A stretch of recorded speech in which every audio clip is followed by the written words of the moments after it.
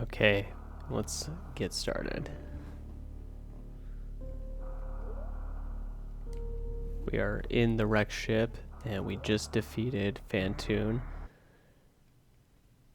So now we need to see how we can proceed out of here. I already know that I've been stopped by the limitations of my suit. Can't move through water particularly well, so I need to figure out how to do that. Let's see. Yep, tons of breakable blocks here.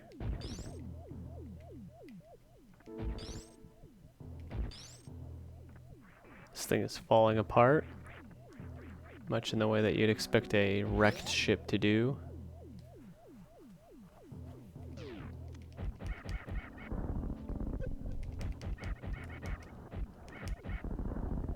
So notice that the door behind me locked as a metal door, which means that I gotta blow up all these enemies in this room before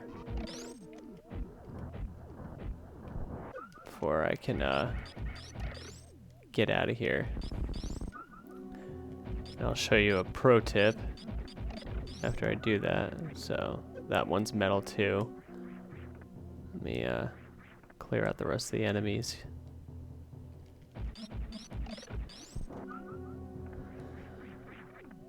Alright, so now that I've cleared out all the enemies, I want to make sure to open every single one of these doors here.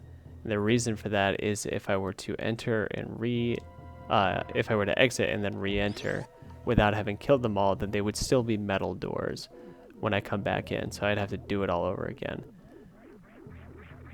So the map is showing a blue room off to the right, so let me stick with what is currently uncovered by the map before I start exploring outside of it.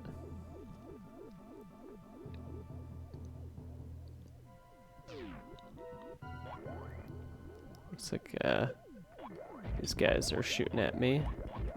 You can actually push them back with your beam, which I have to do in order to get past them. These sparks falling from the exposed wiring are damage me, so you gotta be careful of them. Just nudge them a bit, a little bit more. Nice. And just in case. Alright, no funny business here. It's just a missile upgrade.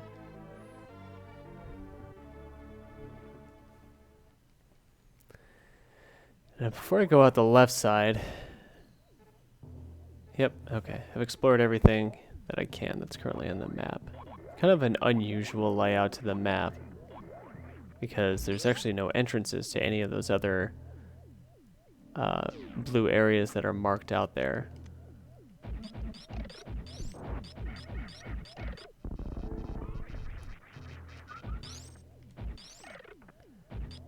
And it's not necessary for me to kill these guys, so I'm just gonna freeze them and move past.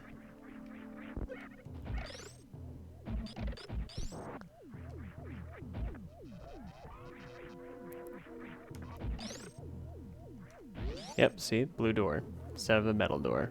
Save myself some time.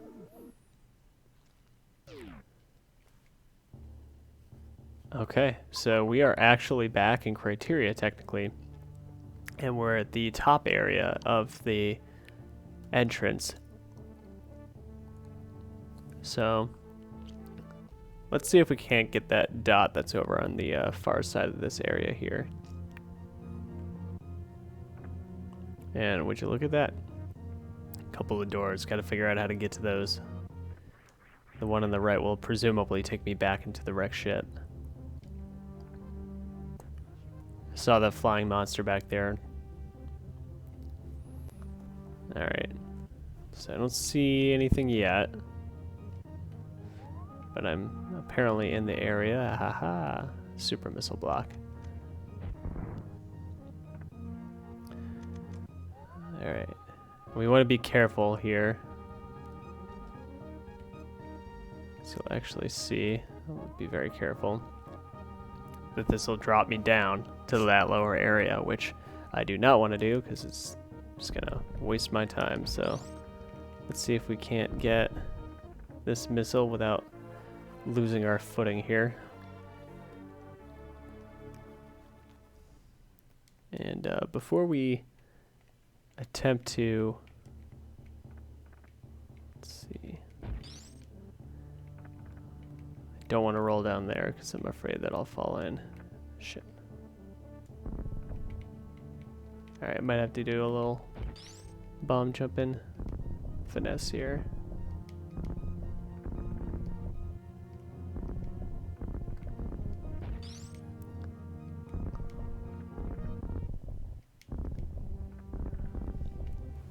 This is, damn. It's not the most precise art in the world, I'll tell you that. There we go. Get trapped in there. In the first Metroid, I'd be taking damage if I were locked in there, but fortunately, Super Metroid is a little bit more forgiving. Alrighty, let's go back to those little jet guys that I saw before. Yeah. Let's see where he can take us. Well, as far as I can tell, nowhere that we can't get to ourselves, so let's aha, you.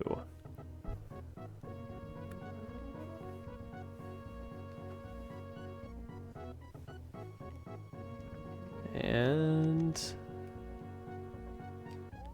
voila, nice little missile there. You have to kind of awkwardly somersault jump into it. There's no other way to reach the missile. If you just kind of try to walk into it, you're you won't pick it up. Okay. Now we need to get down to those doors. You can actually see a little like cavern beneath us here. And that was just a lucky guess. I did not remember for sure that that was the block that you bomb.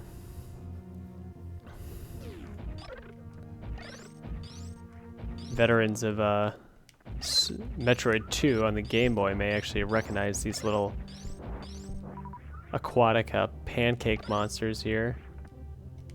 And speaking of aquatic, we're in a water room, which quick aside, this little orange Geemer is unique in the game. He does not appear if you come from above, and he tracks your position. I don't know what purpose he serves. Looks like he's just kind of glitching out. And yeah, he doesn't do anything for you. He's no stronger than any other Geemer. He's just kind of a little Easter egg that they included here. Just gotta watch out for those spikes there.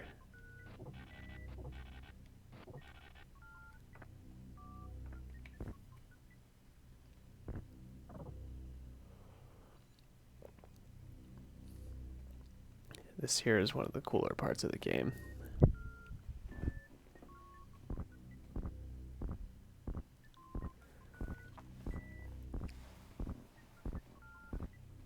Based on the Chozo statue's hands, he typically is holding an item in his hands, right, when you find them. But this guy was standing, and his hands were empty, so it kind of just feels most logical to put a morph ball in his hands.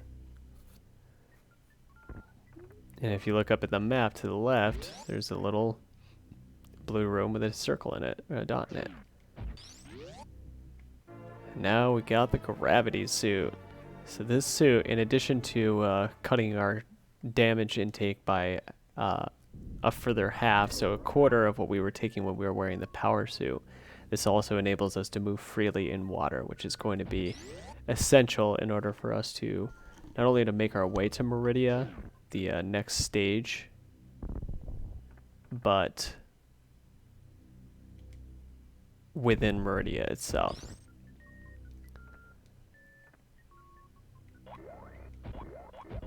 Little secret area here.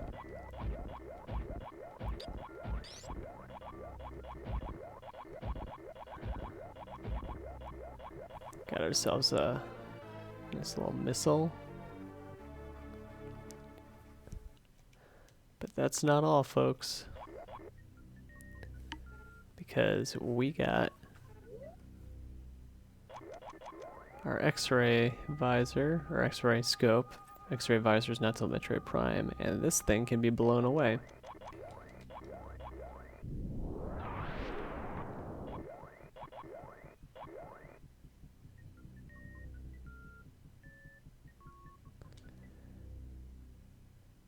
Let's see. This is looking like another Shine Spark situation. And this conveyor belt here is going to run us in the opposite direction. Give us a little bit more space to build up a Shine Spark so we can hop up here. And so we got a reserve tank. Very nice. A couple of fall down blocks and then a little pit in the middle that we got to make sure that we can hop over. So we actually nabbed this reserve tank before it was even teased to us. So if you look up at the map, you can see that there's a blue area that stretches out to the left here. And that's because it's possible to access the left part of this room by coming from a different area of the wrecked ship. But we got there without it being waved in our faces. So let's drop out this side here. And we're sent straight into some water to test out our new toy. And this wall is intriguingly stretching off to the left here, and that's because it's got a secret. This little missile upgrade.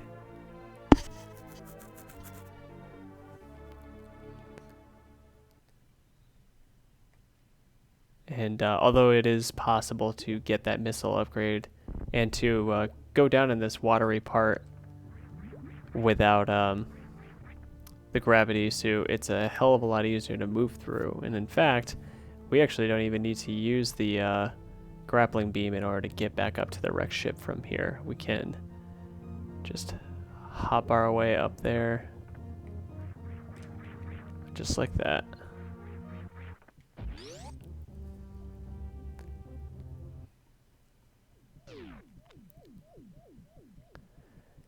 Now what sets apart the gravity suit from just being, you know, a very minor thing to just kind of check off your list so you can go to an area that's entirely made up of water, which is essentially the same thing as any other level once you have the gravity suit, right? Because you can move through it normally. There's those other secrets that we had found that require you to have a gravity suit in order to access them. So it's more than just a little knick-knack that you use to get through the water level. And I'm doing this right now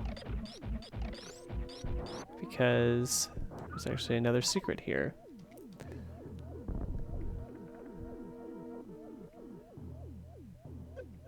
And ironically, had I found this secret before we turned the power on, none of these spikes would be active, including the ones dropping from the ceiling, and this whole area here would be a complete cakewalk. You just jump through. You can actually stand on the inactive spikes and they won't hurt you for some reason. It doesn't make any sense, but it's sort of a reward for the explorative, I don't know if that's a word, but a player who likes to take advantage of the exploratory aspects of this game. So now we can proceed through here, and by the way, you can take these guys out with one grappling beam shot. That'll come useful later when we encounter them in swarms. So right, this section here, even if you somehow manage to get up here, very nice. I did that without taking any damage. I'm pretty proud of myself. I've never done that before. If you manage to get through that first room, without the gravity suit. You might, ooh, there we go, some breakable blocks here. You would have a really tough time in that room.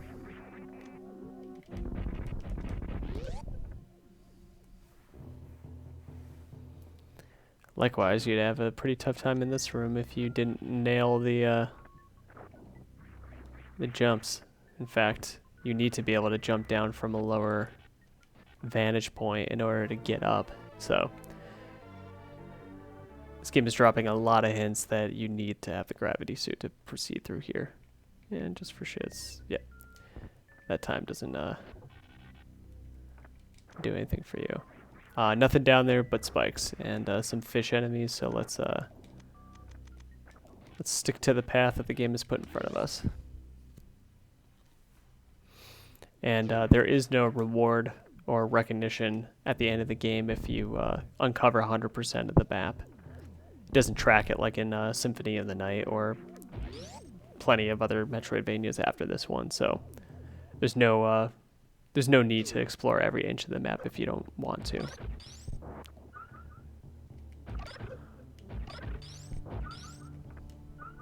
Part of the reason why I like to think in the ways that developers think is that it helps to prevent the kind of situation that you see a lot of players do where they shove their nose into every single nook and cranny of the game even though there's nothing significant about the area that they're looking at. I feel like the best case I can come up with, here's another situation which you absolutely have to have the gravity suit. This part is not passable without the gravity suit.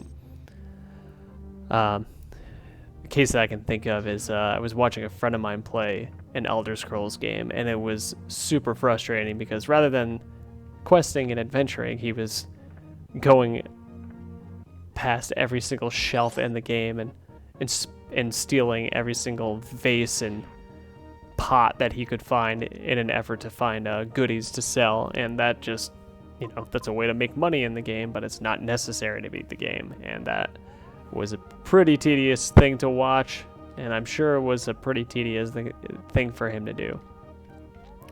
Alright, got some drop down blocks there. It's no help to me. What about here?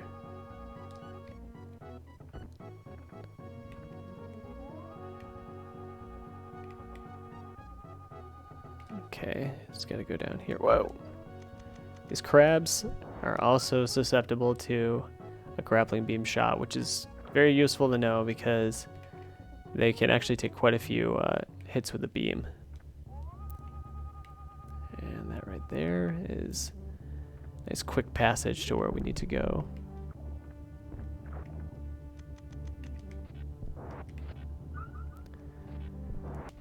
This is another room that is quite large, but actually it's just a red herring. There's nothing to find in this room. Just the door.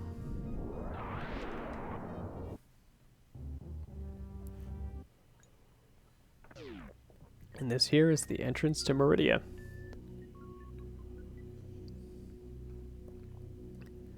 Now, unlike the Brinstar section of the game that links to various different other areas, the wreck ship and the Meridia sections of the game are pretty linear. There's a lot of goodies that you can find scattered throughout, but ultimately you have one goal and you're going to stay in that area until you complete your goal. There's no coming and going the way that we did between Brinstar and Norfair, and especially Brinstar. In fact, I'm pretty sure that every single power up that you can get within Meridia is something that you can get with the equipment that you have while you're visiting. There's no need to come back, which is just as well because, as you'll see, Meridia is not really connected to the other areas beyond just a couple of entrances, one of which is pretty much a one-way, so it would be fairly irritating to have to come back here. And as you can tell, a very aquatic area so far. Oh.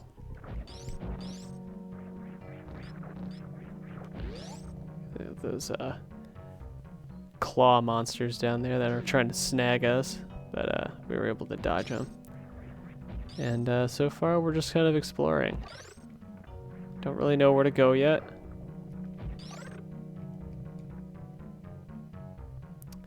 Could do some wall jumping to get up there, but it's actually not necessary.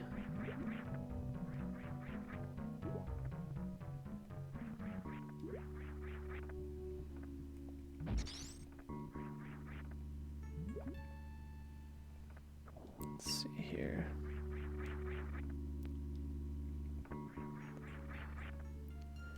I know there was a passageway off to the left, but let's see what's up here first. Take advantage of our wave beam, and see there's a metal door there. It's locked currently. And we'd have a hell of a time getting up there. Could wall jump it, but the door is locked right now, so there's really no point. Let's just check out the bottom of this room here.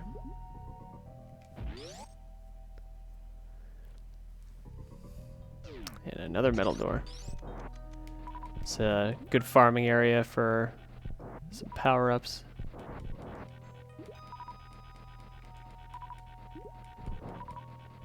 Not really necessary. I got plenty of everything, so I don't have to bore you with the gathering there. And that sand pit area that had sand cascading from above, if we had been grabbed by one of those claw monsters in the sand in that earlier room, it would have actually dragged us down to that level. So it would have been no big deal, but we were able to dodge them. This here is a nice, interesting world traveling tube. Took us straight down the middle of Meridia. Passed by a bunch of stuff on the way down there, including some monsters that looked a little bit like Metroid. So right now, I'm going to save myself some trouble because the area off to the right is not something I can do anything about just yet. And platforming in this section can be pretty tedious if you don't know what you're doing. The key is to hold the jump button down when you're going through this cascading sand here. These little shrimp monsters that fell down there are shooting out these spike balls and giving us a hell of a time here. And that sand, by the way, will also prevent you from jumping up out of the quicksand. So not fun rooms to traverse, and the area that we shunned before is a similar platforming situation. So we'll come back here later when we have a piece of equipment that makes this a lot easier. So now notice that two things. There's those crabs were coming down from down there, and you can actually see that there's a hole that we can access there. I'm gonna still go to the left, but kind of take note of the broken metal pieces that are on the right and left side here. We'll see something that looks pretty similar again in just a couple of minutes.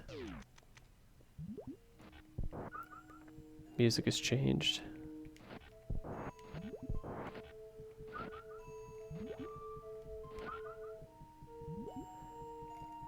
And because my energy is full, we're still picking up some more because I got that reserve tank.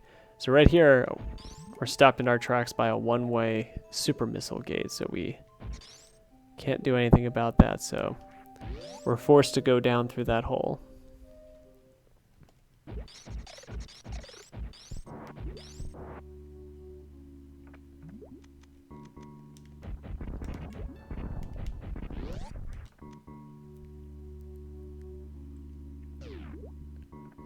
Nice, we found the map room.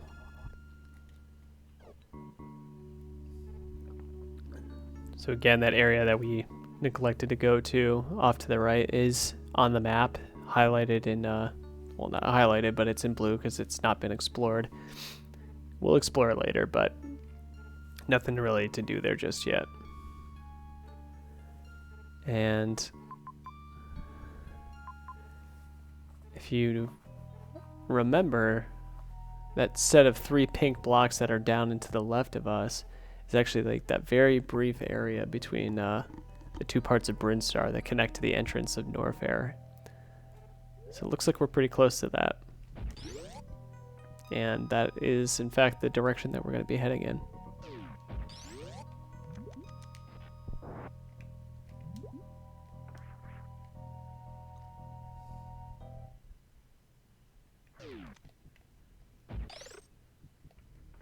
And speaking of which, that's that same Brinstar music.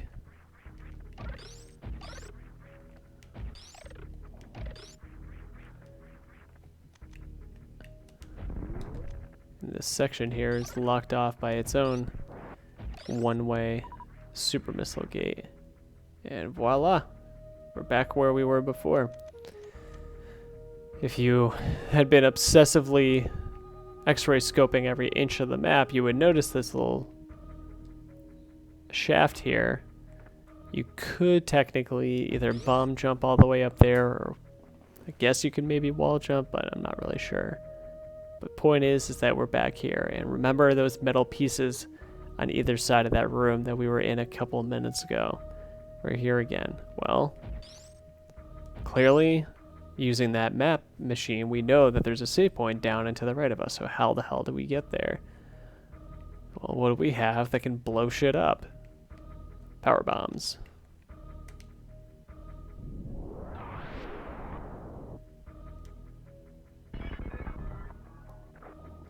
Very cool moment.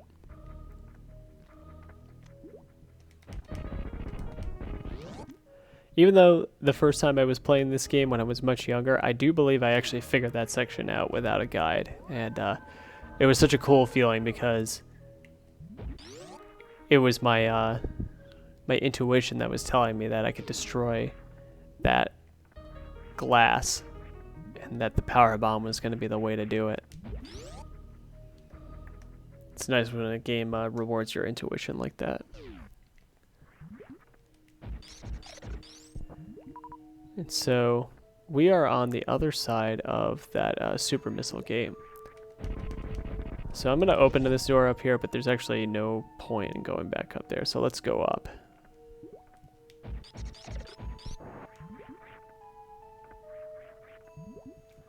So let's figure out our overarching goals. So we got a couple of items, looks like in the current room that we're in. They're scattered all throughout the map. There's a pretty big map and a lot of ground that we got to cover here. And some kind of, I don't know, diversions, some areas that just kind of branch off and don't really seem to lead anywhere as well. But ultimately, see, there's that boss icon. So let's head for that. That'll be our overarching goal for this section of the game. But we should certainly do some exploring along the way. And grappling beam does not affect these fish creatures here.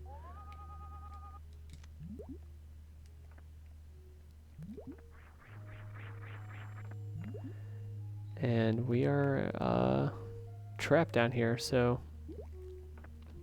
not going to be going up there. So maybe we can come from above.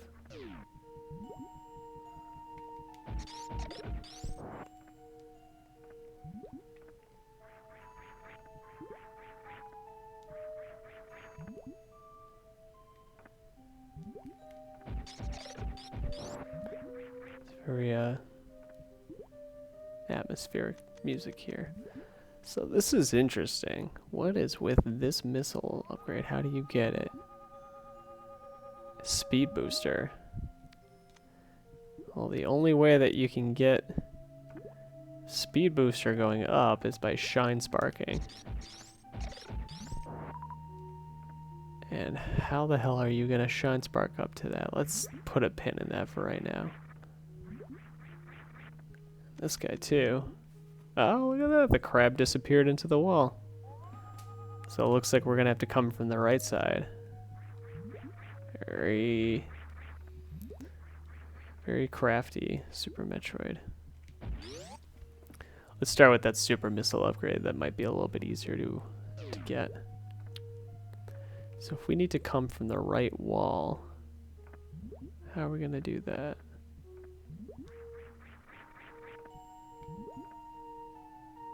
Oh, and that's where the crab goes.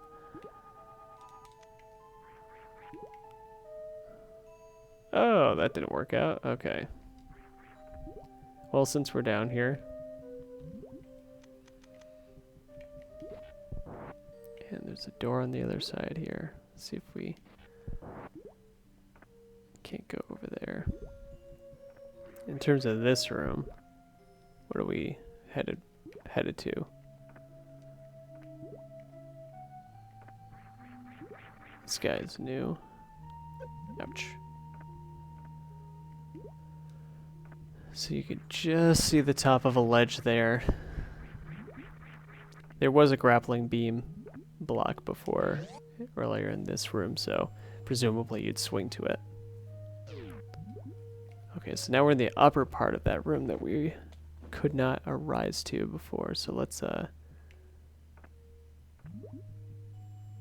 hello. Oh, this guy blocks our shots. Blocks.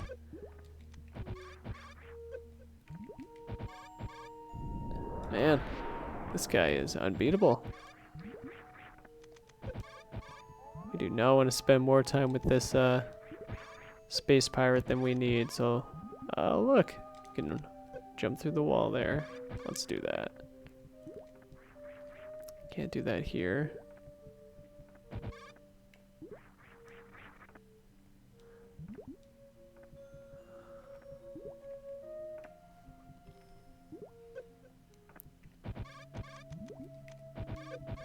And this guy would be distracting you normally, but if you look to the right, you can actually walk through here as well. And this is what connects you to this room here, which is marked on the map, so you'd have to figure out how to get here. Oh shit, Mama Turtle. Okay, he's bad news. Let's try jumping on top of him. Okay. Let's try that again, but let's jump when we get there. Ah. Energy tank.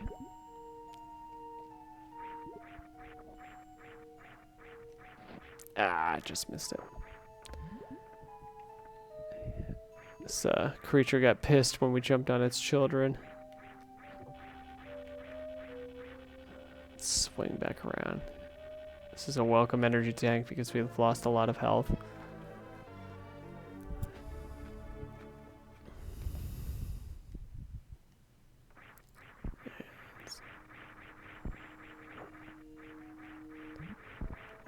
So I'm going to show you where one of the hardest to find missile tanks is in the game.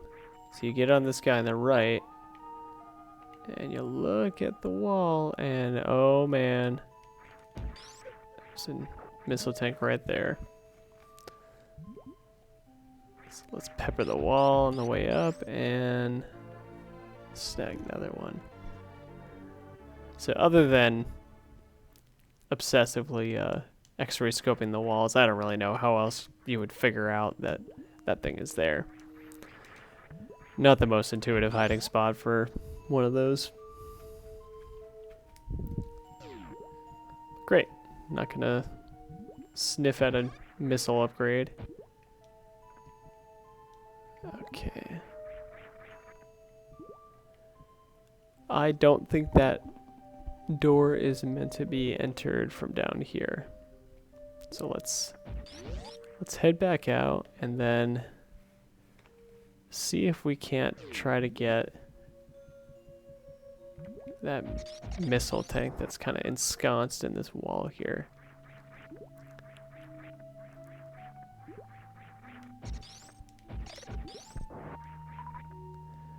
Alright, so we need to shine spark straight up into this thing, right? So let's clear out these enemies and just fall straight down from here. And where do we have to shine spark from? Well, conveniently the game puts this little piece of seaweed right here to indicate that that's where you need to go. So this will be tricky, but we might be able to do it. But even crazier is you actually need to shine spark from a different room in order to get here. So the most important thing is to not exit the room on the right, because that gate will close and then we will be forced to go all the way back around again. Alright, let's build up our speed. Saved it. Let's get over to that green area and jump. First try.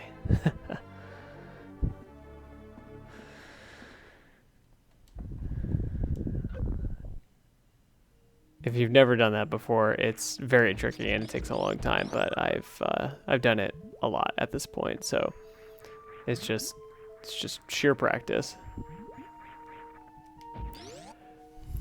It's a cool place to put a missile. It's tricky to figure out, but it's a pretty fair puzzle, so I don't begrudge the developers their little joke there. Now, you know what? There we go. Did a little wall jump to get up here.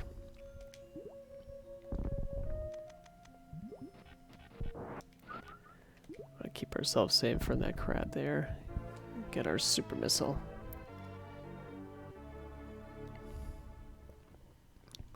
Nice.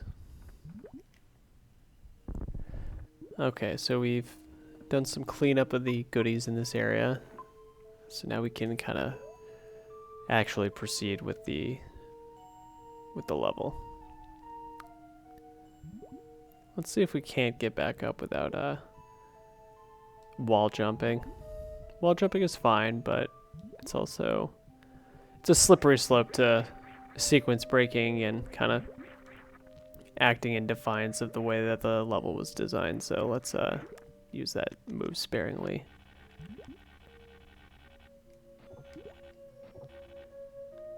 Ah, crap.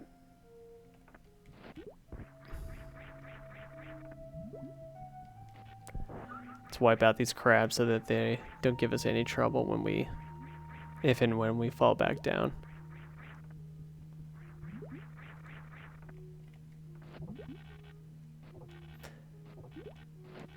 Ah, save myself. Ah, damn it.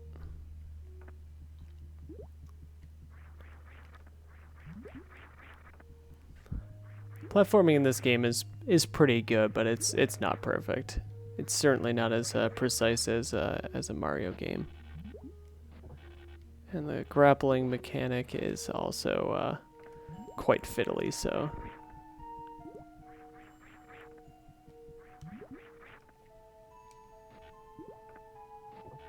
Alrighty, let's try this again. Maybe go a little bit slower. Good. Alright, let's stop here. This door seems to just lead up to nowhere, but I'm sure that's not the case. So let's pop in, see what we can find.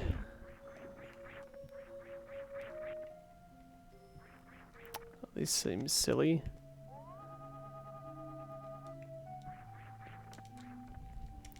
There's a little passageway over here.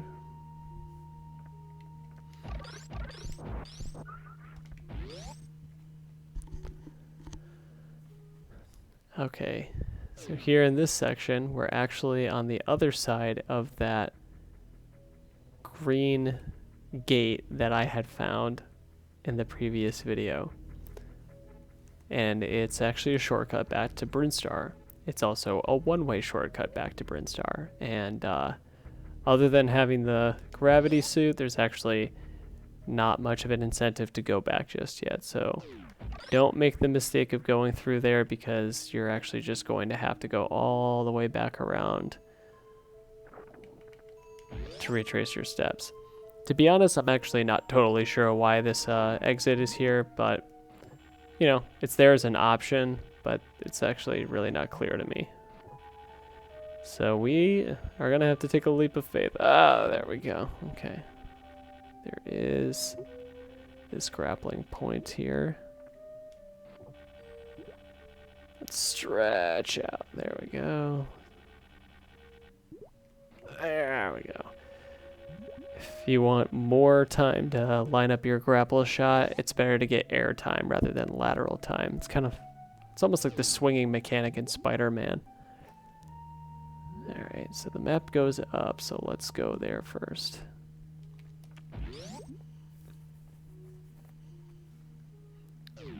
Alrighty.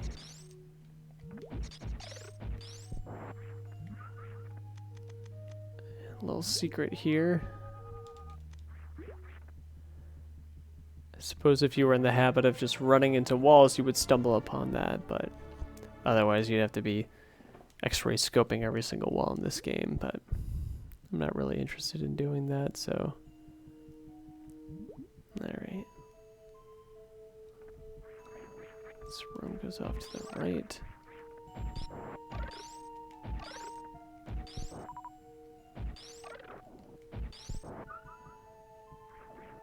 Okay, let's see if there's anything down here. Nope. Dead end.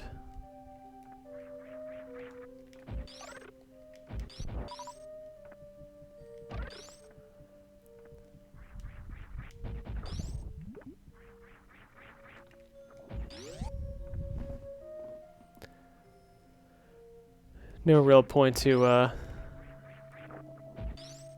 checking out the top part of that previous room, so again, we don't want to be the person checking every single shelf in the Elder Scrolls games. The environment here is just not fun. Let's use this little guy here to get a leg up.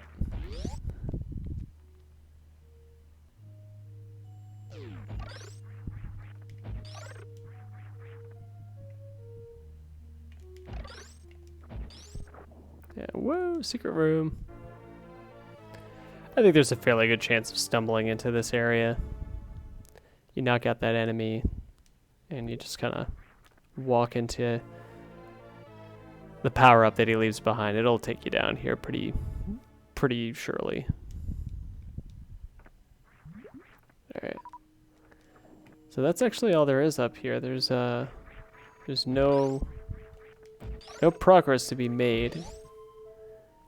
And looking at the map, it actually could be pretty easy to feel like you've been stumped, and you know, how the hell are you supposed to figure out where to go next? Well, I'll show you.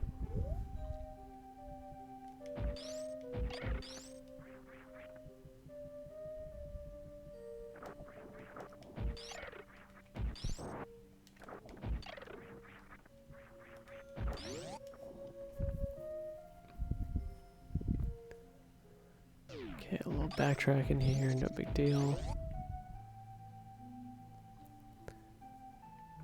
Okay, so as always, it's never a bad idea to keep an eye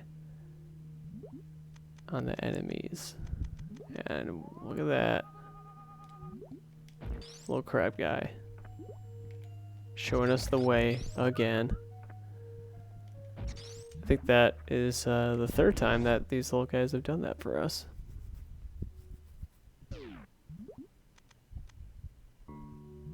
And the music has shifted again, interestingly.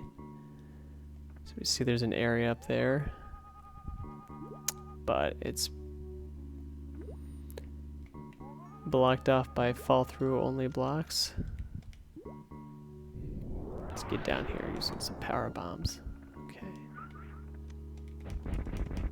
Blew somebody up, don't know who, but they're gone now. Nice, good save room.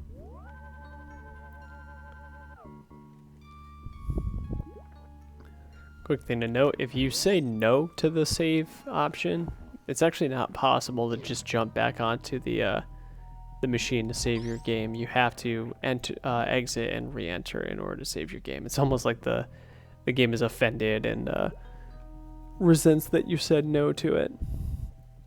So I have a choice here. I can get some power-ups right now, and that's going to involve a lot of backtracking, and it will be not fun to watch, and I'm actually under-equipped for the kind of backtracking I would want to do. So I'm going to save that for later, but suffice it to say that that little snail guy is showing to us that we can get down there. And from there, we can access some power-ups. Quick scope at these blocks, and you can see just the bottom of a speed boost symbol, which shows that we have to shine spark to get up there. So let's get to sparking.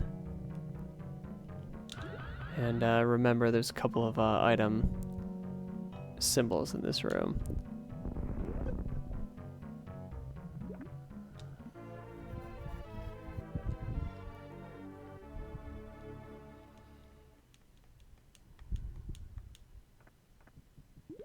And just like other times when there's a super missile, check the floor in front of it, because there's a pretty good chance that there's a trap that's gonna make you fall down.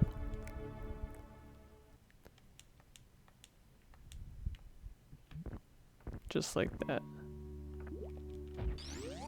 Alright, we got a door off to the right, and you know, could be the way to the boss, so let's give it a look.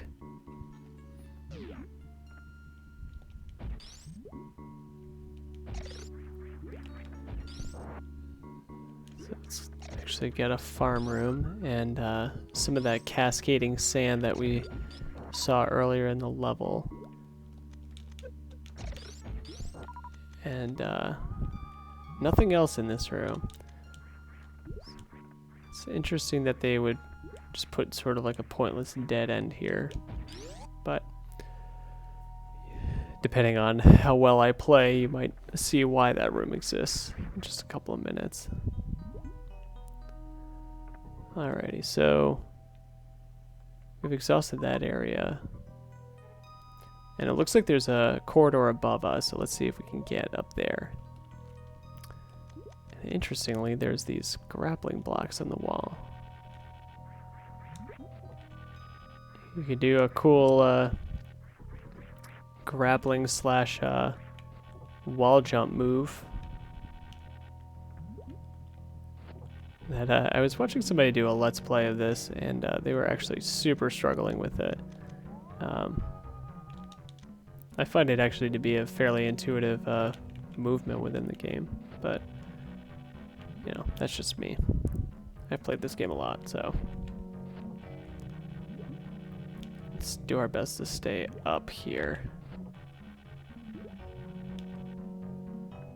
And we did great. Hey. Alright, what's there to see?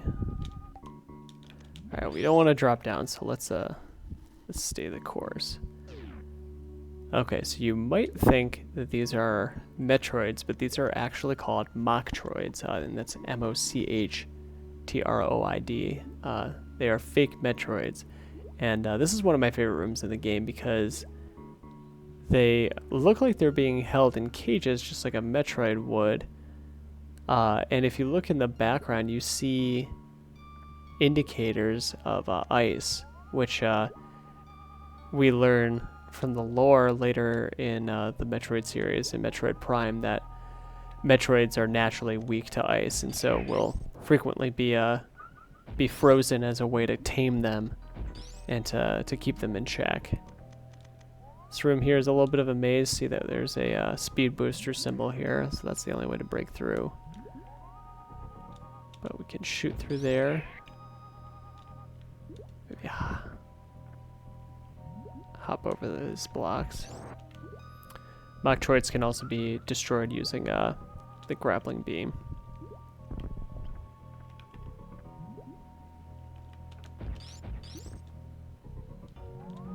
And gotta speed boost our way through there.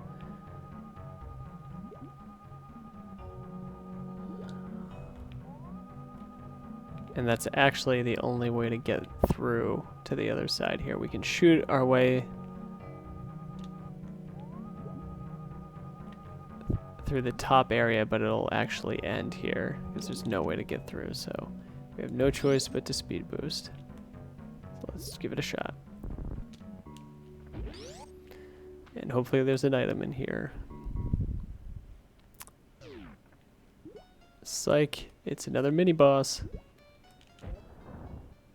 I actually don't remember the name of this guy, but a strategy I always follow is to just stay put and to take my shots where I can find them.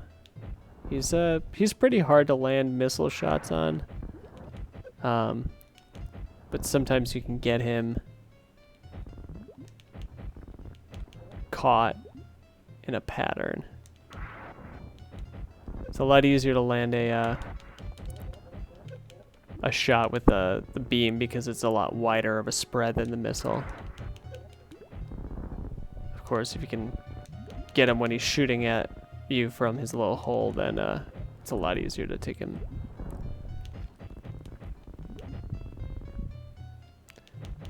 Not a tremendous amount of success so far with my shots. I'm about halfway through my missile cache, but he's zipping around like crazy. And the reason why you want to stay put is because he'll knock into you if you don't. This might be a good time to switch to the beam because he's moving around so fast that the odds of us hitting him with a missile are actually pretty low. And bam. Pretty easy, but you may not necessarily feel inclined to stay put when you're fighting against the boss. Your adrenaline might have you kind of rushing around everywhere. I'm just gonna adjust my headphones there. Fight off the spaghetti monsters. Okay, neat trick.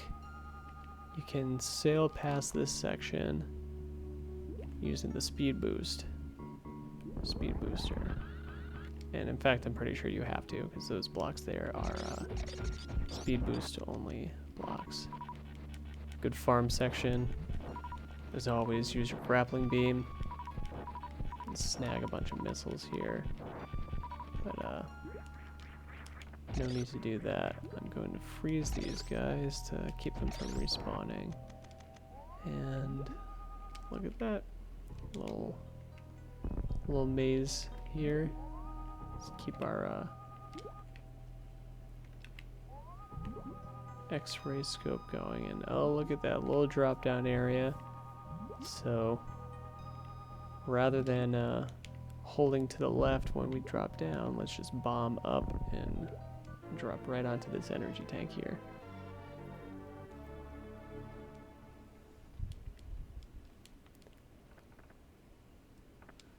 Great. And so I don't want to drop down through the sand there because I will end up in that dead end area with the cascading sand that I went into before. There's no point in doing that, no value in doing that, so let's keep it tight. Okay.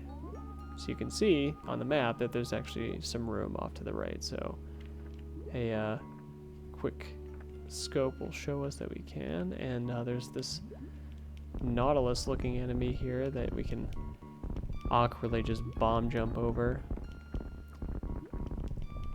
They don't seem too aggressive. They just kind of roll around and get in the way. It's not the most elegant way to pass through this room. But hey, look, we got a missile charge. So great. Rather than farming those creatures in the other room, we can just get all of our missiles back this way. In fact, we can just speed boost back over. So we don't have to deal with those jokers. Alrighty.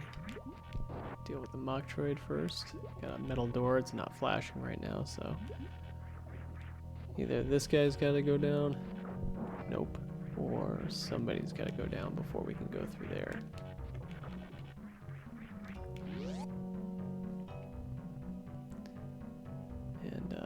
let's check our progress. So we are getting pretty close to that boss icon there. So we'll see who's on the other side of it. We've defeated Kraid and Phantoon so far, and we're in an aquatic area, so I would guess that, or one would guess, I know, one would guess that Ridley is not going to be the boss of this area here because he's a fire-breathing dragon. Why the hell would there be a fire-breathing dragon in a maritime place called Meridia? So chances are it's that other creature that was on the statue set in Criteria.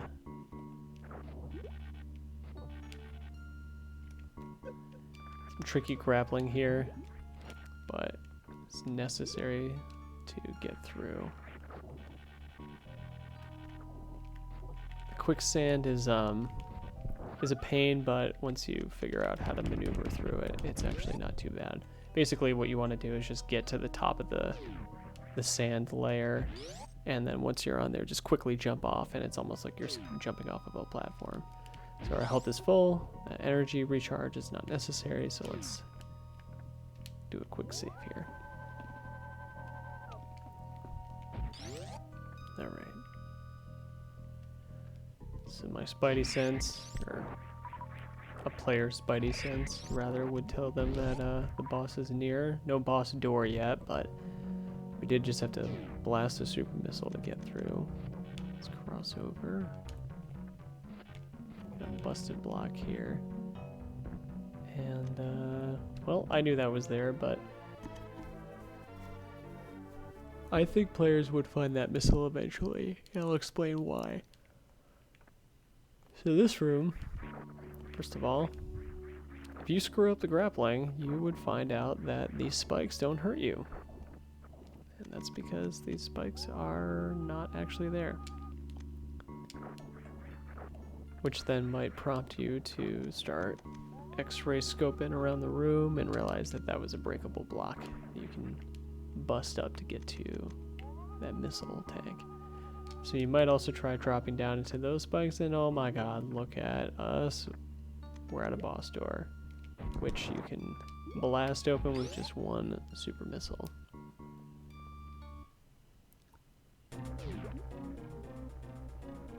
Alright folks, so clearly we're in the boss room. And we're gonna save ourselves some trouble by blowing up this set of guns on the wall. So it would give us a lot of trouble if we didn't. So these little guys aren't doing anything to us. Look at the debris on the ground. There's a lot of carcasses and crab stuff all over the place. So clearly something was screwing somebody up in here. And oh Jesus Christ. Yep, that's not Ridley. That's well, folks, that's Dragon. He swoops down and attacks you very quickly, or he comes in slowly and spews that goo at you. And our goal is to shoot him to death. And a good way to do that is to wait for him to dispense all of his little goo, and then to pump him full of a bunch of missiles. And you can shoot the goo for pickups if you need to. So that's one way to kill Dragon, but there's an even cooler way.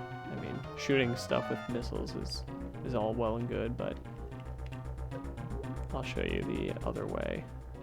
Much faster way to kill Dragon. And fortunately, if you're in the morphing ball, he actually can't reach you. So let's get caught. And normally this would be bad. But what I'm doing right now is I'm actually wiggling to the left and to the right, tanking some of these hits. And I got my grapple beam equipped. And then what you do is you hook on to one of these things, and you hold on tight, and you electrocute the motherfucker. He goes down in just a couple of seconds.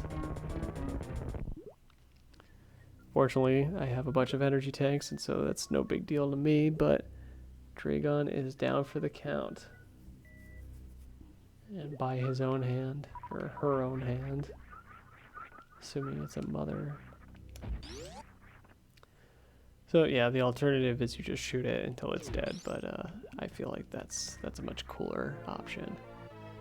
And we got the space jump, which is a very cool item to have in a platformer. And just look at Samus go. She is spinning so fast that she is a blur.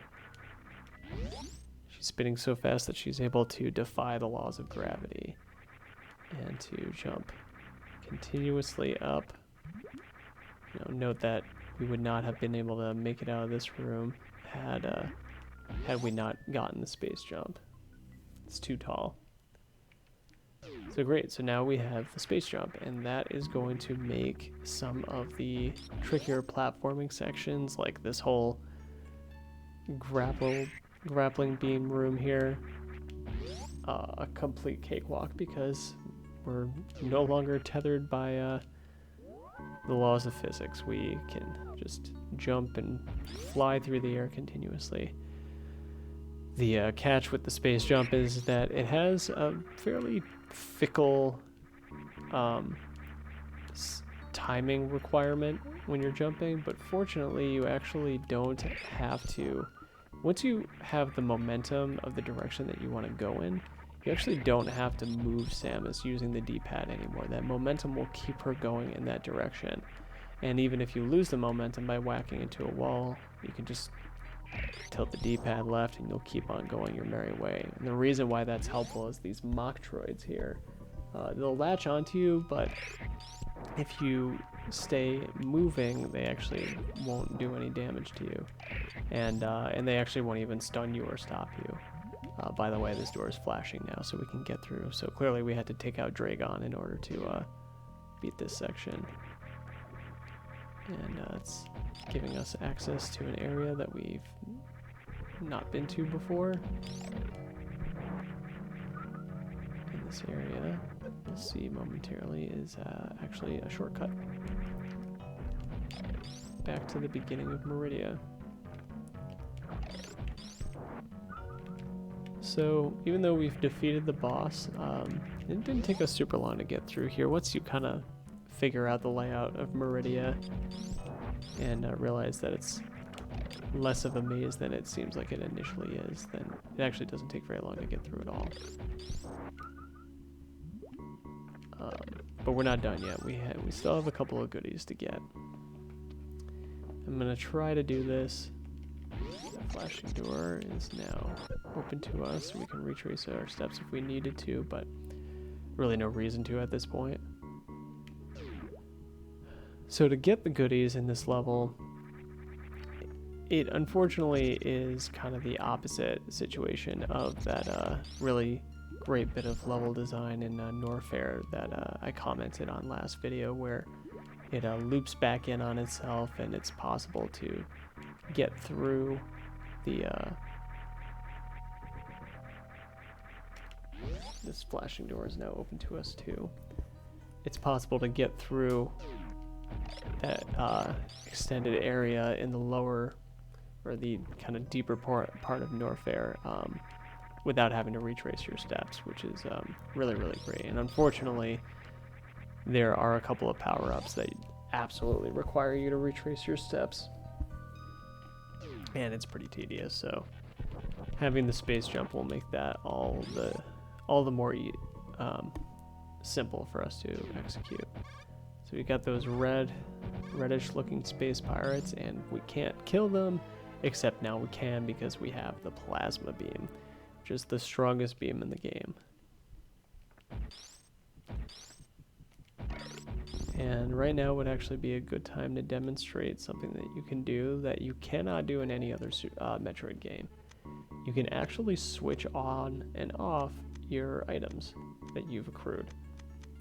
So, for example, the spacer and the plasma beam can't actually be switched on at the same time. And that's because when you have the wave beam enabled, the plasma beam switches from a single shot to a 2-shot, and it covers the same width as the spacer, so kind of rendering the spacer redundant. So what I'm going to actually do is I'm going to turn off the ice beam, and the reason for that is that it adds an extra shot in order for you to take out certain enemies with the plasma beam. And I'd rather just kill them, so let's try this again.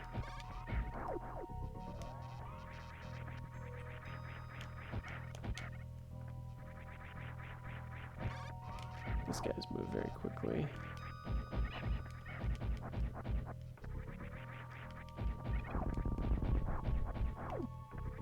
You're better off just kind of spamming plasma beam at them rather than trying to get one charge shot off of them. It's less cool, but it actually gets the job done. And so the door's flashing, which means that we can get out of here, and love doing this. One shot, all those guys are gone. The plasma beam, unlike any other beam, will pass through an enemy when you shoot it, as opposed to stopping and being absorbed by the enemy. So you can just run train with this thing. It's pretty overpowered. Almost every enemy will fall to a single shot of one of these things here, but we're nearing the end of the game. We've defeated 3 out of the 4 bosses, so I think it's an appropriate time to start to feel empowered by the game. So now that we have the space jump, let's go in that direction before that that I opted not to, because it'll be a lot easier to traverse now that we have the space jump. And not only that, but we can access an item that we would not have been able to get without the space jump. Also, these guys are weak to the plasma beam, so you can actually just kill them. You don't have to worry about their stupid little spike balls coming up at you from the sand. Okay, so, simple grapple room, right? Let's go over to the right. So what's up? Got some spaghetti creatures down in the sand, but also up above. As we know, if you see monsters up above, then that means that you can get up there too, or down below. Of course, he's not making it easy for us by whacking us when we're trying to get up there. That's all well and good, but can we keep on going upward? And the answer is actually no. But there's a door up there, so clearly we can get up there. So let's go back in the other room.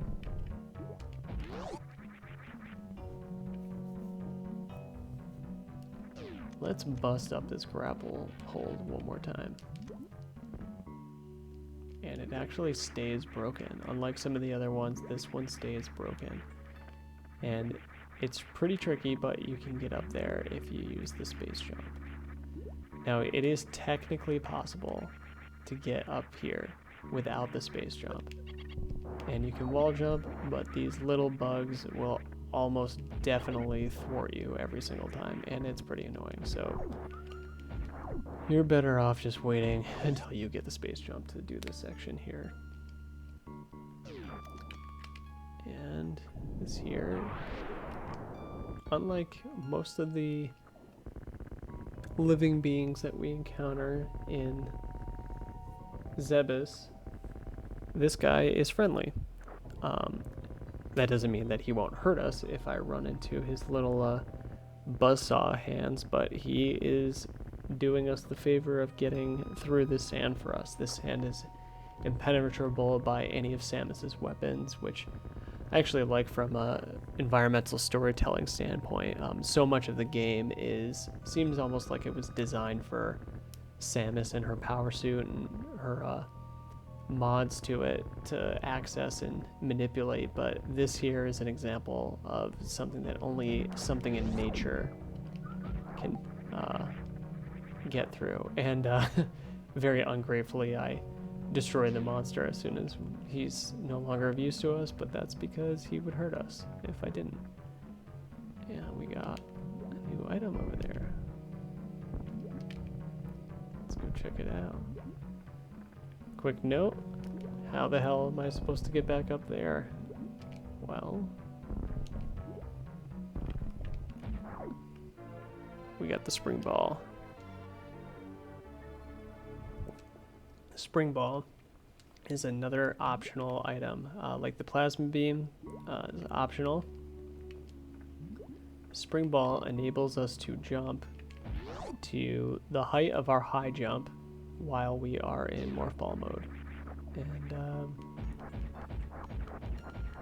that may seem unnecessary, and in fact it is technically unnecessary. You can get through the rest, you can get through all of the game without it, and not just by being really clever with doing your bomb jumps, but the game never requires you to have it. But there are certain power-ups that are a hell of a lot easier to get, if not impossible to get, without the spring ball, and so it is well worth picking up. But only after you have the space jump. You will tear your hair out in frustration trying to get through not only that room full of these little Dragon monsters, but also to get up the shaft that gets you access to the spring ball room. And this room is now a complete piece of cake since we have the space jump.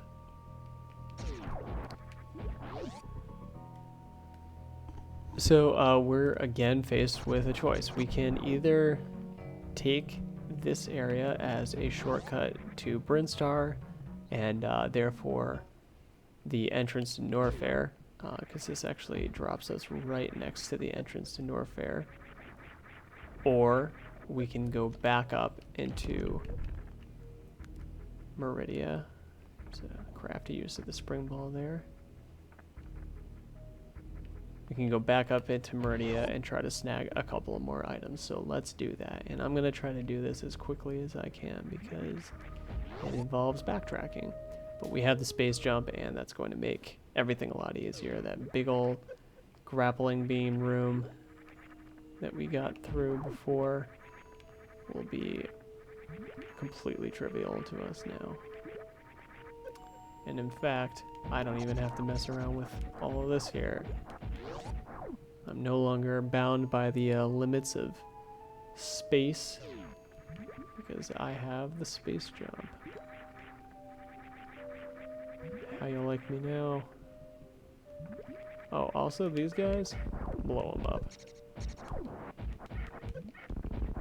Gave me a lot of trouble before, but I got the plasma beam now, chump. So you better watch it. Arguably, this section is, and that secret with the little turtle guys is meant to be cracked only after you've gotten the plasma beam, because those space pirates there give you such a hard time. But as long as you have enough energy tanks, it's really not that big of a deal to survive it. And look at all that. Skipped all that crap. Courtesy of the space jump. Okay.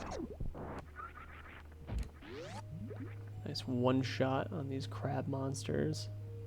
No longer have to bust out the grappling beam. Okay, so now, for the first time, we are going to voluntarily fall through the quicksand. And these kind of balloon-looking monsters stood up to our beams, but no longer. Alright, this area is a lot easier to beat if you have the spring ball. You can jump up here in Samus's full height, but you're a lot more nimble as the morph ball. And in fact, it's called a spring ball for a good reason, because if you hold down the jump button, you will continuously pop up into the air. You don't actually have to manually trigger the jump yourself. And the reason why we want to have the spring ball is because we can do that. We can hold A to bounce off of the breakable floor there and snag this power bomb. It is possible to do this section without the spring ball. It is incredibly tedious without the spring ball, so do wait to get it. And we have no choice but to fall through the floor here. Only thing is, it's not terribly clear where you fall through the floor, so we just gotta kind of run around, and here we go. Okay, and we're back in this room. So let's... Now our mission, our objective is to go back up to that area. And unfortunately, the way we did it last time is the fastest way. There's no faster way to get up to that area with the snails and the grappling beam walls, unfortunately.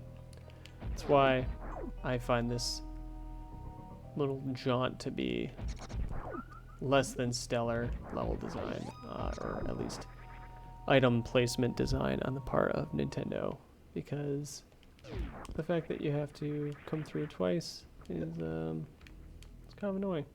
You know, the game doesn't otherwise make you do that very frequently, so it feels kind of out of place that it's making you do that here. This is the kind of secret design that poorly thought out Metroidvania games will do, and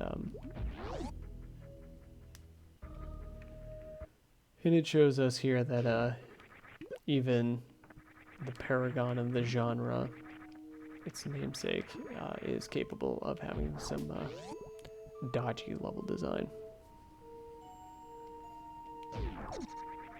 But our beloved space jump makes it all a lot easier to swallow. And that combined with the plasma beam just makes short work of all these enemies that even just an hour or so ago were kind of a pain in the ass. So feels good to be powered up. And again, I have the ice beam turned off still. It just adds one extra shot to the process of taking out the enemies, and I just find it to be really cathartic to take out a couple of enemies with one shot with the plasma beam. Alright, so this time, rather than getting sucked down to the sand on the right side, we're gonna go on the left side.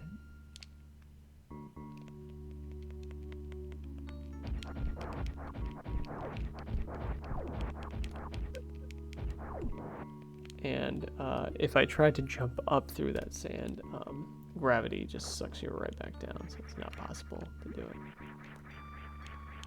Alright. Let's use that spring ball again.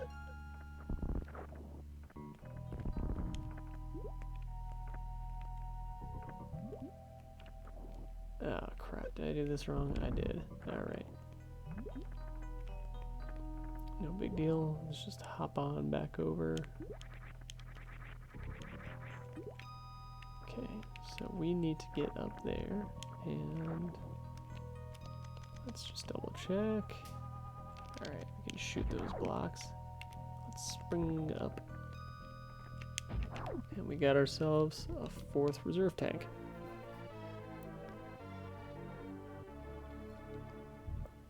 I should say fourth and final reserve tank. And of course another missile. And that, folks, that does it for Meridia. Those are all of the unlockables that you can get in Meridia. And yeah, like I said before, there's no need to come back once you've found everything. There's no further items that are required. We, speaking of which, we will get one more power-up in the game.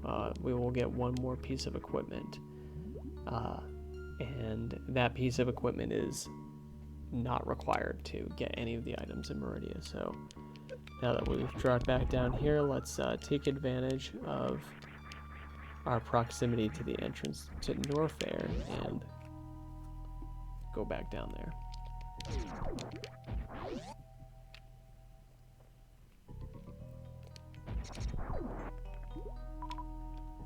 Now, as we do some traveling,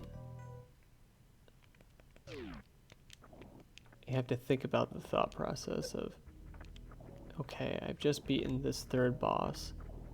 I know I have to beat 4 bosses, and it stands to reason that Ridley would be a Norfair, especially if you're a previous Metroid player. You would know that that's where Ridley was the last time. So I think that's where I should head next. But the last time I was there, oh, by the way, we're going to just take a quick stop into Kraid's lair, and that's because we now have the ability to get an item that we were not able to get until just now.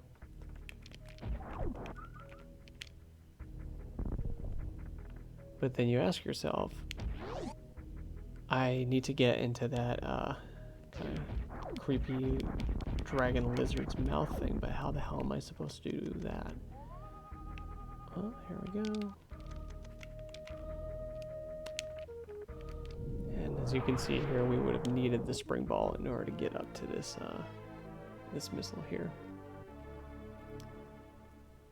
Right, I have to get into that dragon's mouth, and last time I tried, it just burned me up in the lava, and also the spikes and all the enemies that are shooting stuff at you. It's a fairly intimidating entrance. Well, in a move by Nintendo that is not the most intuitive, they made it so that the gravity suit is actually resistant to lava, and so we can get through that big old pit of lava and enter the dragon's mouth without taking any damage, as long as we are wearing the gravity suit. And actually, speaking of which,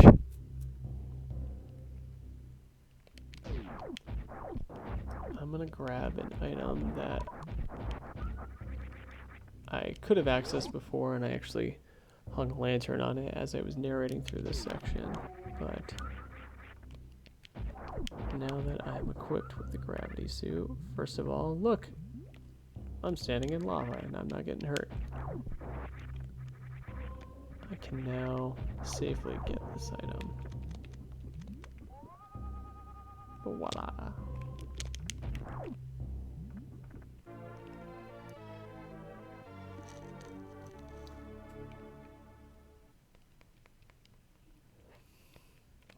It's easy to, as you're playing a game, to be tempted by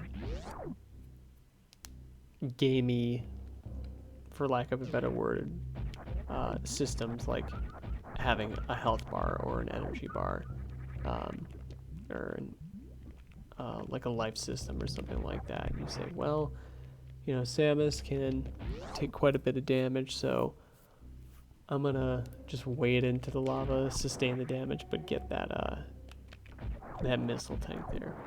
Well, if you were Samus, if you were like actually Samus, and let's say you were role-playing as Samus, do you think Samus would willingly throw herself into a pool of lava just for a missile tank?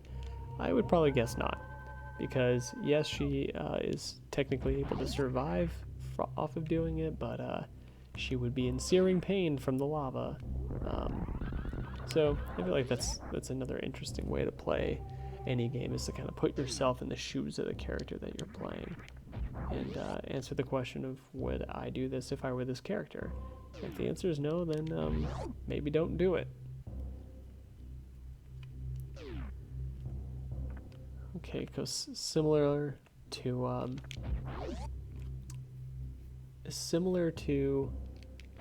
Meridia, there is really no other power-up that we can get in Norfair that we were blocked from getting before. So that's why I'm just kind of powering through here. But actually, now that I think of it, there is one power-up that I missed before that could be worth picking up. But I'm not close by it right now, and I don't want to waste any time, so... Alright, and look at us. We're in the lava. And it's okay. Nobody's getting hurt down here. And we're making our way over.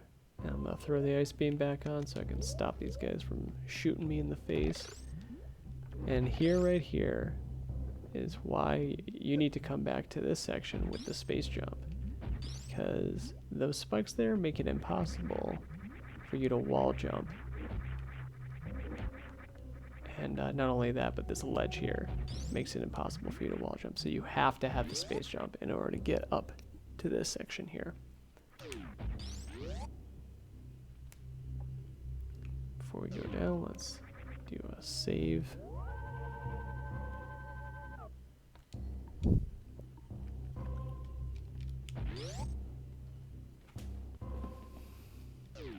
And just take a quick look around the room. Looks like there's a couple of claws being menacingly hung over our heads. And we're going down further into Norfair towards hopefully that boss icon on the map. Still in Norfair, but presumably the game needed to load an extra bit of the level.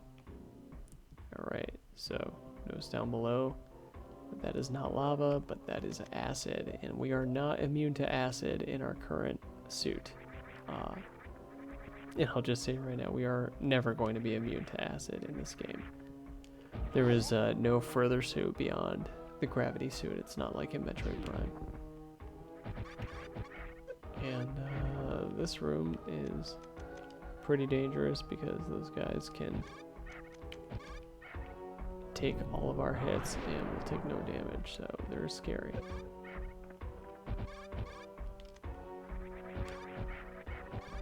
And also note that we already got the map for this section here, so for Norfair, so there is no, we're not missing the map for this area here. It's just not possible to get another map. So we're flying blind.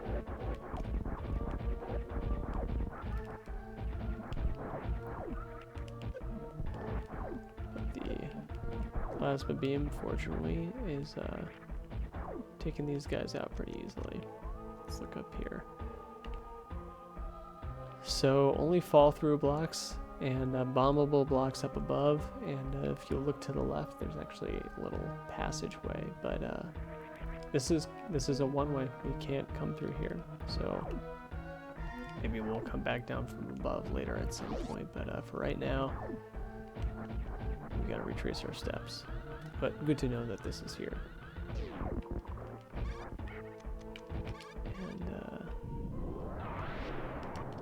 And it is possible to blow this out here. Alright, let's try to get our bearings here.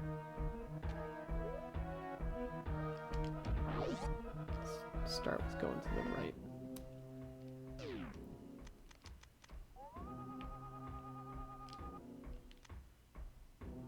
You know what? Let's not. And maybe you would have tried to break through those blocks by power bombing and then jumping over, but eventually we got ourselves a one-way gate here. So we are... It's not clear, the game is not being very obvious about it, but we are missing a piece of equipment here. And honestly, I think the way that the game is trying to communicate that to us is by putting us up against enemies that are absolutely kicking our ass. We've lost 3 energy tanks, so let's regroup and just head the opposite direction.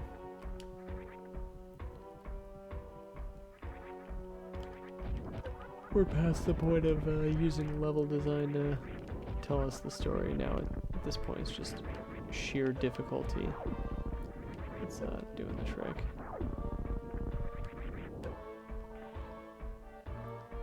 Keep in mind, this is the acid that melted the skin off of Crocomire, so as you can imagine, it's pretty dangerous stuff.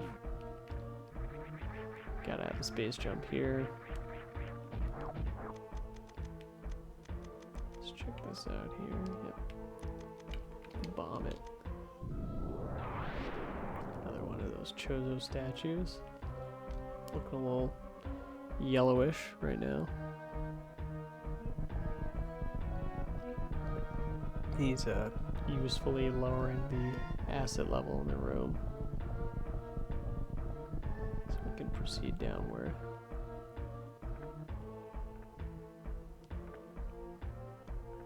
Before we do that, just make sure we're not missing anything, but indeed we are not. Can bomb those normally, but power bomb is more expedient, so.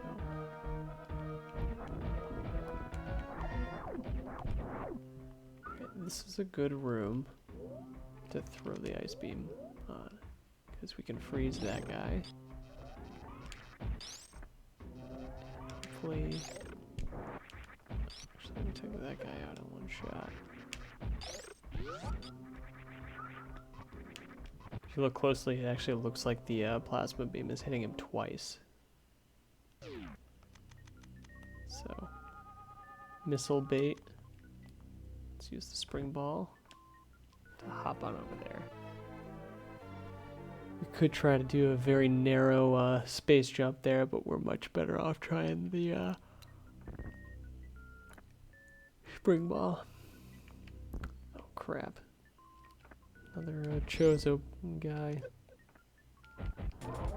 Oh, he's dodging our missiles. Let's try it. Oh, and he caught our super missile. Alright, this guy is a bad dude. Let's try power bombing him and see what happens. Does he take damage from the power bomb? Nope, he does not. Alright. Beam it is.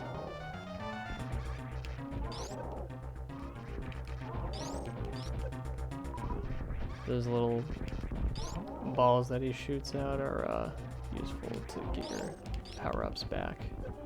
Because he hits hard. So you're going to want as much energy as you can snag. Fortunately, because the plasma beam's spread is so wide, it's actually not necessary for you to aim your shots at him. You just have to shoot in his direction and you will hit him. In contrast to the Teresa that we fought at the beginning of the game, where you had to shoot him at his like glowing crest that he has.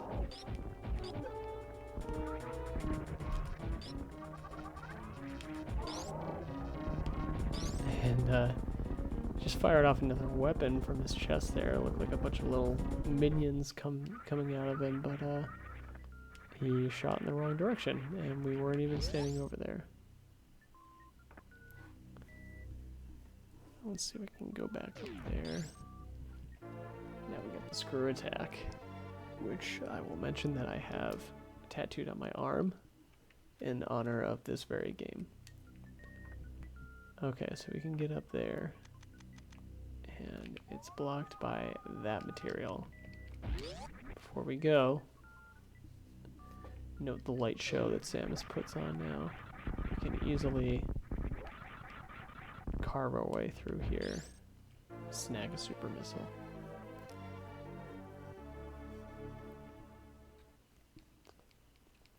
So unlike in later Metroid games that would have a dedicated block type that would be destroyed by the screw attack, it does not have that in this game. It's the same blocks that a bomb or a power bomb can be destroyed by a screw attack, but the difference being that normally they're located in a place that is impractical or impossible to get with either a morph ball bomb or a power bomb. And this room is a nice little cathartic just unleash hell room. on those shelled flying guys that we've never been able to kill before, so it's personally cathartic to be able to do that now. I'm gonna ditch the ice beam again. Now that we're able to slaughter our enemies pretty quickly using the plasma beam, I'd prefer to just skip to the part where they're not attacking me anymore, rather than having to freeze them first. Except for the enemies that cannot be destroyed with the beam, having the ice beam is pretty handy. So these guys are vulnerable to this screw attack. They were giving us a lot of trouble before because we actually couldn't find a way to kill them, but we can now, so these guys can just eat shit. Let's check out the ceiling here, and voila. Little, way back, and actually you'll see here that this is going to loop over and take us back to the entrance, so let's hold off on doing that. We don't want to do that just yet. We're not trying to leave, and we certainly don't want to retrace our steps if we don't have to. And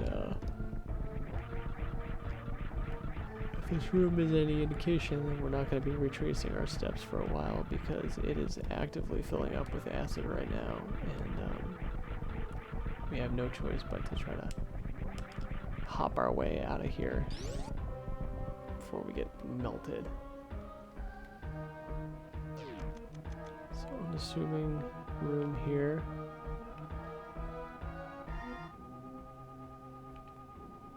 You head to the right, and there's this very interesting area. Let's first freeze this guy. Let's take a look around.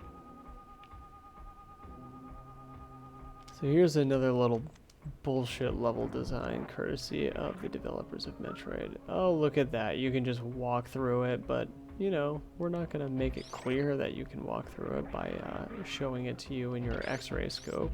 You just have to know that you can, which that doesn't make any sense, and also you're not playing by your own rules, Super Metroid. Quick note, frozen enemies cannot be destroyed by the screw attack, which is useful for these little guys, so I can freeze them and then not worry about blowing them up accidentally and turning out the lights by rolling into them with the screw attack.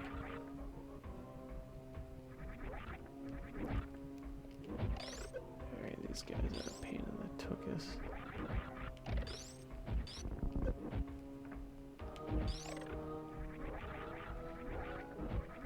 Fortunately, that's all they are. They're really not much of a threat. And again, oh, look at that. The game's not showing us that we can go through there, but you'll see in a second, we can. This room is teasing us with a power bomb pickup. We have to come through the top area. How the hell are we supposed to do that?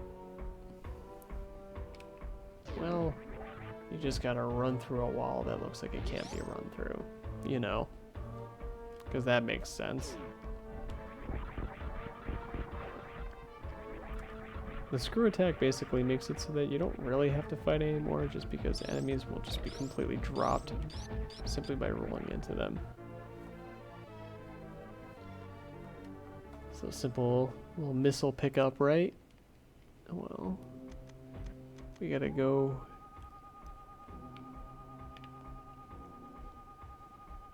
We gotta go through the top of that area, right? So let's make use of our spring ball here.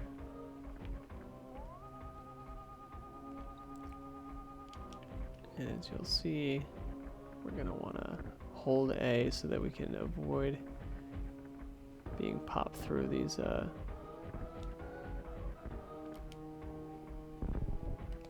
drop through holes. And we can access the power bomb that was teasing us before. And then not only that, but we can also go back out to the left.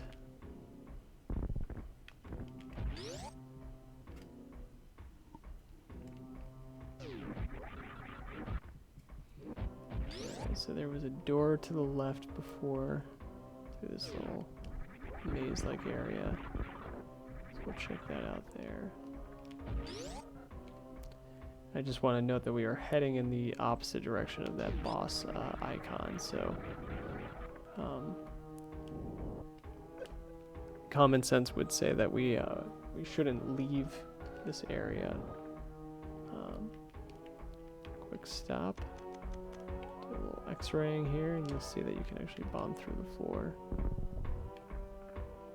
to access a nice missile upgrade here.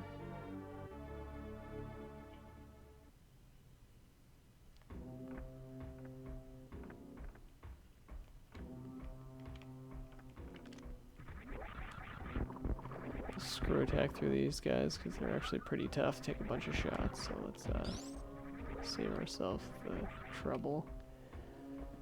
And if you look at that, it's actually looping us in all the way up to this upper part of Norfair. So we got to be careful here. We don't want to get past the point of no return. And in fact, that's what this is right here.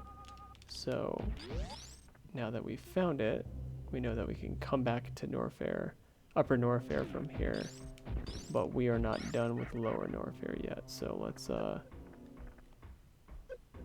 keep going. Yeah, these guys do 50 damage. Those guys are bad news. And at this point, we have a lot of energy, so we can afford to sustain some damage as we're coming through this area. Alrighty, so we're tracing our steps. Oh, got caught in the level there. Never seen that happen before. Got us some goodies. Got a nice energy tank, always good. Some weapon upgrades, but where we really need to go is down through here.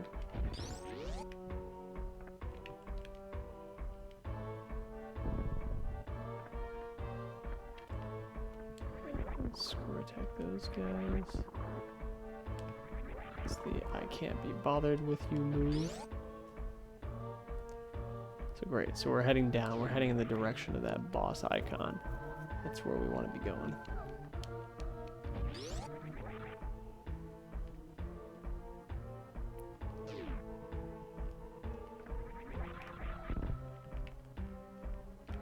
And note that my screw attack blew up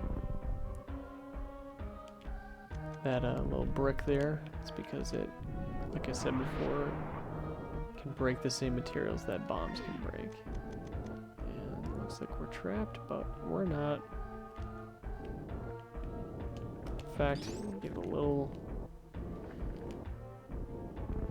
gate there that prevents you from falling into the spikes. These guys are a piece of cake now. The screw attack. One thing with the screw attack is that you have to be able to do a somersault jump. You cannot jump straight up and do a screw attack.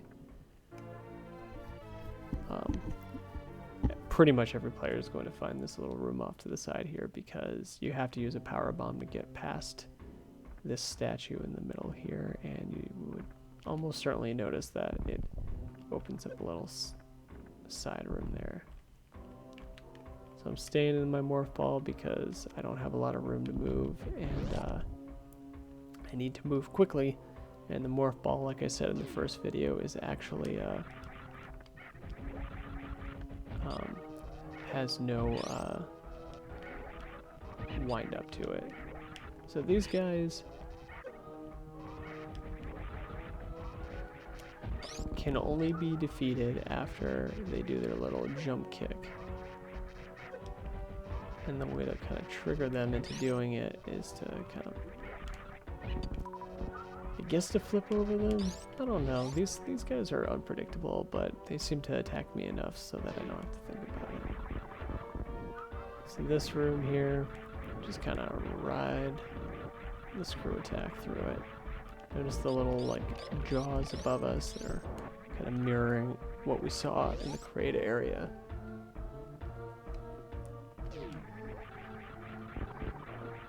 And we're hopping, we're hopping, we're hopping. You can do some farming in this room if you need the resources, but we're pretty well stocked here, so let's go through the boss room. And oh shit, Ridley's back. This room is this fight is a little tough because you can't actually see Ridley when he's attacking you unless he gets way up in your grill. If he grabs you, try to circle the D-pad to break free. But most of the time, you're just gonna end up aiming straight up or on an angle in order to attack him. You can try to jump to get on his level and line up your shots that way, but it's actually probably better to just kind of stay down here. So you don't want to spend that much time being airborne. He'll just kind of knock you out of the sky and you'll end up falling into the acid. So unlike Phantoon, really does not punish you for using your super missiles against him, which is just as well because he takes a hell of a lot of punishment in order to take him down. But it seems that we've done enough. Yeah, he's out.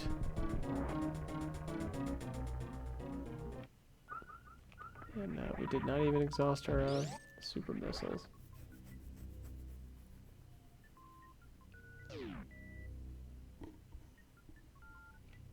Love this room because it's just showing, oh man,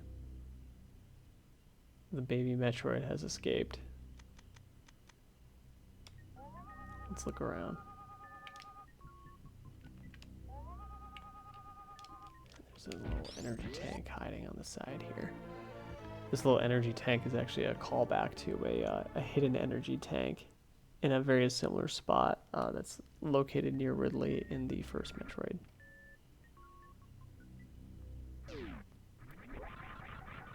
And in a bit of design that's also a little bit crap. You do have to retrace your steps back through this area here, and aside from an energy tank and fully restored health because of that energy tank, we're actually no more capable of doing it than we were before, but there's not much more to ask for than just being able to continuously somersault through every single enemy that crosses your path, so it's worse things to have to deal with. And we don't have to kill those guys, so let's just run past.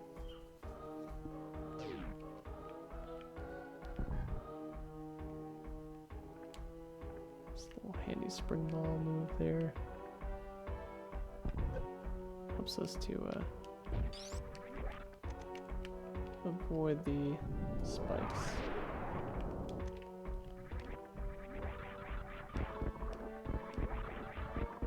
These guys are easy to put down if you have the screw attack. Then again, everybody is easy to put down if you have the screw attack.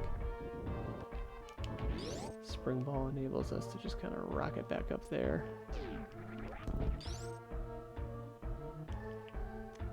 It's important to use the moves and the resources that are available to you as you progress through the game, because the level design expects you to, and you'll have a much easier time if you basically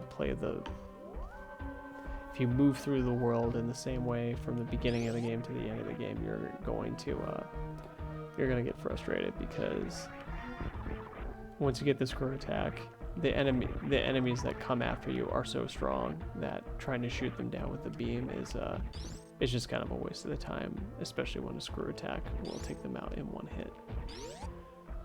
So now would actually be a good time for us to... Oh, wait, I don't think I can... Yep, this room is filled with acid. Okay.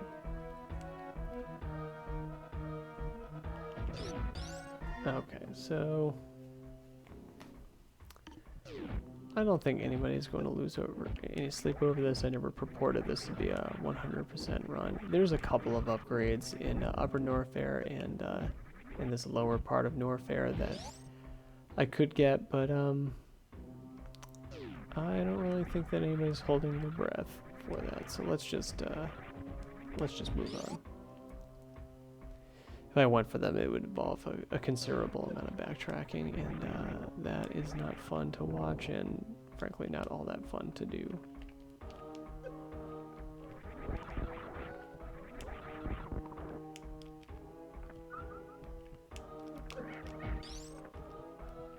Somersault jump. There we go.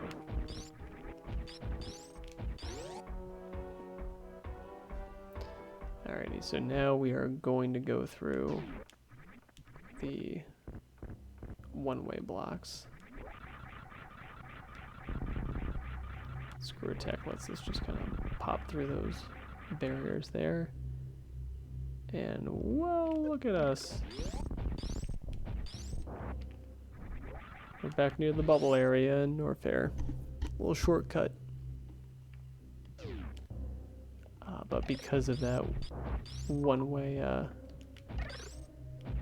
block set there, it's not possible to skip past that section to Lower Norfair. You have to go through it. Okay, so let's get back to the entrance to Norfair, and we'll save the very final part of the game for next time. Alright, so next time we're going to head back up to Crateria, find a couple of more outstanding power-ups, hopefully complete our energy tank collection at the very least, and then we'll head to the end of the game. Thanks for watching.